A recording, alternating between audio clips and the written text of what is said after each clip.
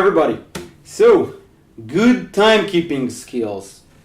In my opinion, the number one edge in order to get that professional sound.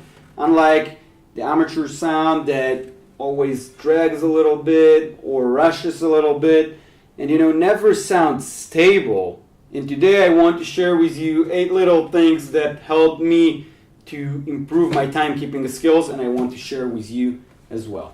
So the first one is actually just get a recording of yourself of a whole song. If you've never done it before, it will make a huge difference for you because you will suddenly hear all the different things that you cannot hear when you're playing for yourself and you're concentrated on the song. So record yourself to get an assessment of where you stand right now with your timekeeping skills.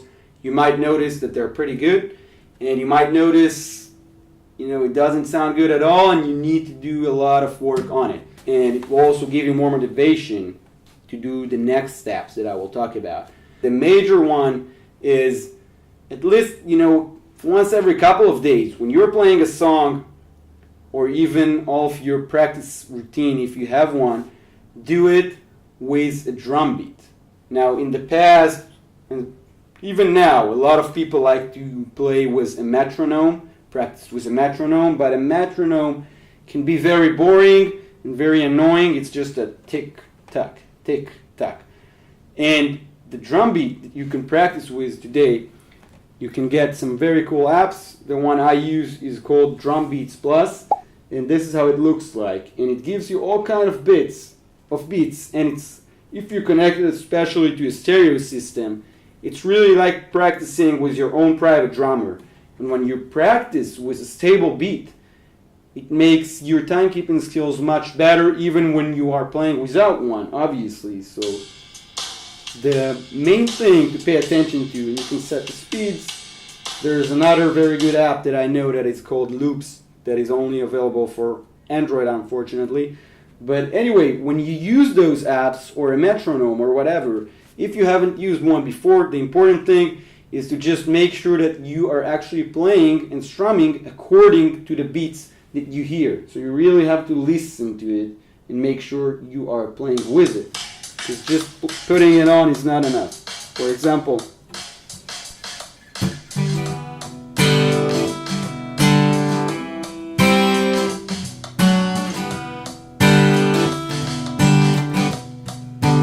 so you get the idea.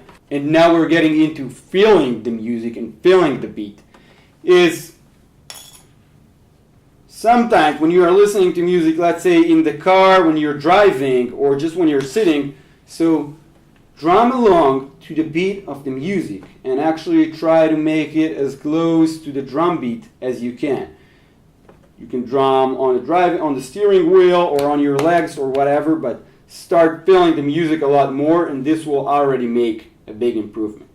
Now the fourth one, and going along with on that line, is not just drumming on your feet, but instead you can also add and get a small percussion instrument, and it can be whatever, from a small djembe drum or a big djembe drum, a cajon, a tambourine, all kinds of those stuff. And when you start listening to music sometimes and playing along on your percussion instrument, or even better, if you are jamming with friends and you will take the drummer's role and play the percussion, you will start really feeling the beat with your own body. And when making music with other people, it will make a huge difference in your timekeeping skills. In the beginning, especially, you want to drum along to recorded music, not just with friends, because you want the solid bass to count on. So that's the first one, the solid beat to count on. The next one is, still on that line, is drum along, keep the beat with your feet. That's how I like to call it.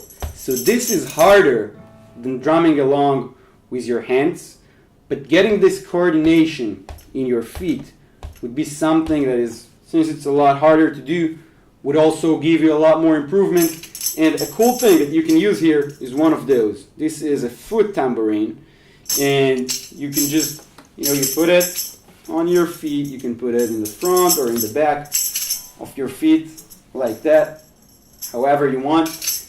And then the thing is, when you try to play with this, it is a lot more challenging. And besides that, once you have a good grip of how to play it well, you can also add it to your songs when you're playing, and it will sound a lot more interesting. Now, obviously, you don't want to play it throughout the whole song because it can be annoying, but you can throw it just in the chorus, for example, when you're playing with other people. And then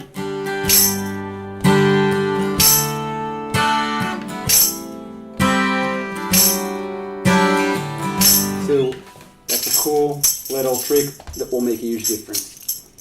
The next one that is also app related is using a visual metronome.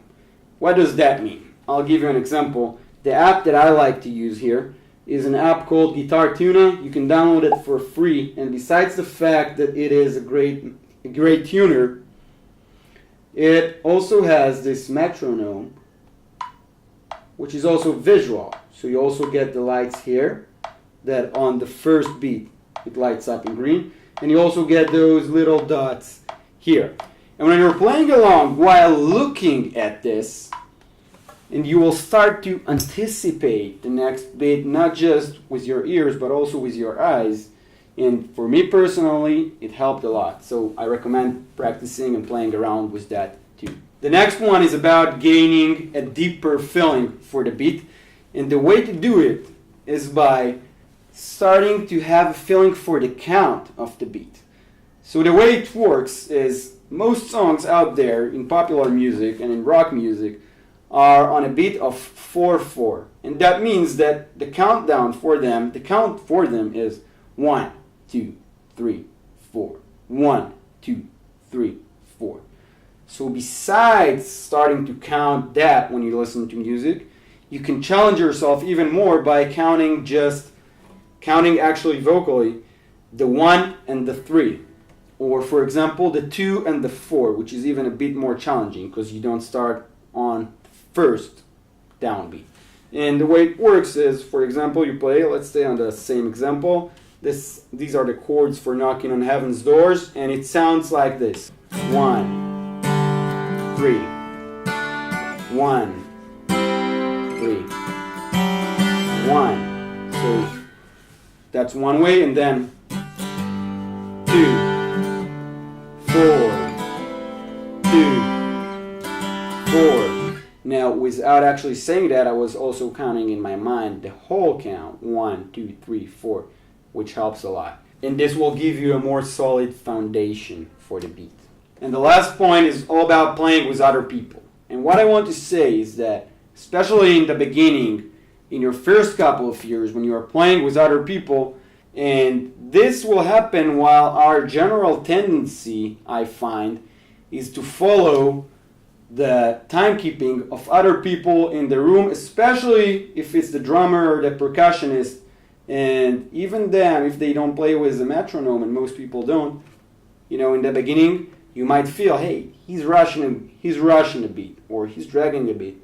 So the most important thing is, even if you're feeling that, don't try to accommodate to that, but instead stay stable on what you feel is the stable beat, and let other people come to your beat if you feel they are not right. So this is something very important that helped me a lot, and that's it. These are 8 things that really helped me in improving my timekeeping skills. I hope they will help you as well. I will see you in the next lessons. Have a great time.